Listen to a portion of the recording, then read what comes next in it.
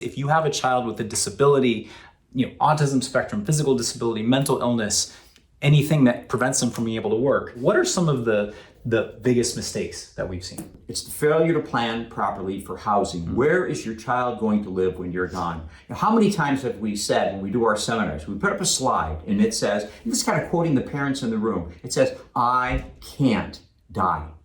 They're living at home, they're taking care of their kid, and they're just consumed with the responsibility. It's exhausting. And they're taking care of their child, they're keeping him safe, they're keeping him independent as possible. But what happens when they die, when they become incapacitated? Where is that child going to be? Mm-hmm. So folks who are very wealthy, very comfortable, maybe they can set aside their home for that child, taking into account the need to avoid the property tax increases. You can't just isolate out the house. You got to deal with, if you're in California, you have to deal with Prop 19 property tax planning. Yeah. How can you keep property taxes low if you want to hold on to your home or rental? So it goes directly to the housing aspect, the need in the context of special needs planning. You have to avoid these massive property tax increases. You have to. Well, just on the housing, just to take a step back, I had a call yesterday with an estate planning attorney in the Bay Area, and this estate planning attorney has 2 children on the autism spectrum himself. Mm-hmm.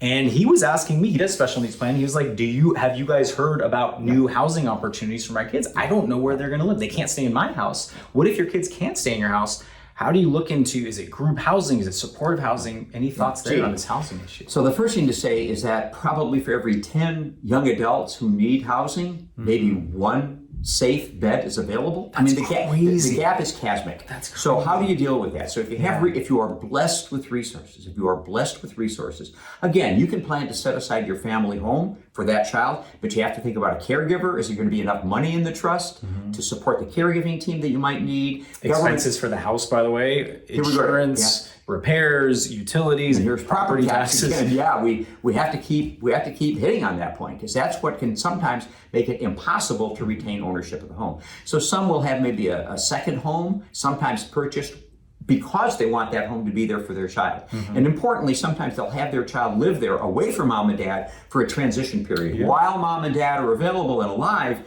to help with that transition. Because if the transition happens when mom and dad die, that can be traumatic. It can just be horrific. Yeah. So another really important opportunity, again, this takes resources.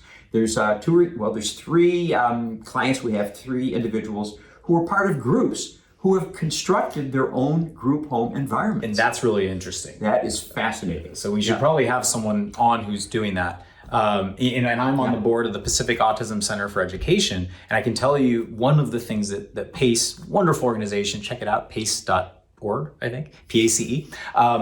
But PACE has operated group homes for a long time, but I can tell you it is a massive challenge for nonprofits. They are always worried about liability, costs skyrocket, and they're generally money-losing propositions. Mm-hmm. And I know PACE has tried its best and has faced many issues with this. And I don't think PACE sees group homes as part of the organization's future because of those challenges. So it just it shows even how high priority this is. Sure, and we think about the cost of housing around here.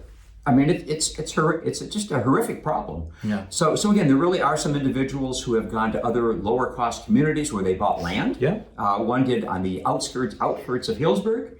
Another did in the hills around Santa Cruz. They've constructed their own group homes. Yeah. One of them is doing it, let's say, by the book, where they're seeking they're complying with all the rules and regulations, which is a massive challenge. But 2 of them are just doing it privately. But now they have a lot of money. Yeah. Most people can't do that. So I think it's thinking about this proactively, housing. And maybe you don't have to be, once mom and dad are gone, maybe the kids don't need to be in a high cost area. Maybe they just say, look, we're going to ahead of time, you plan for a lower cost of living area, you start building a community there. Maybe if you're in California, you look at the Central Valley, where housing prices can be a fraction of what they are. Then, I mean, the problem there, of course, is while they may not be as functional as another individual, it is the community. They're in a community that they know. Yeah, right. But like, they have to move. Right. But I'm speaking in actual solutions here. I understand you want to have continuity, but my argument here is if housing is a worry, look at lower cost areas, start building that community ahead of time so they have that, because it's not tenable for someone to have to live in a multi-million-dollar property over time. One other thing I'll just throw out on the housing side, the biggest mistake is failure to plan, is maybe you don't worry about owning a property.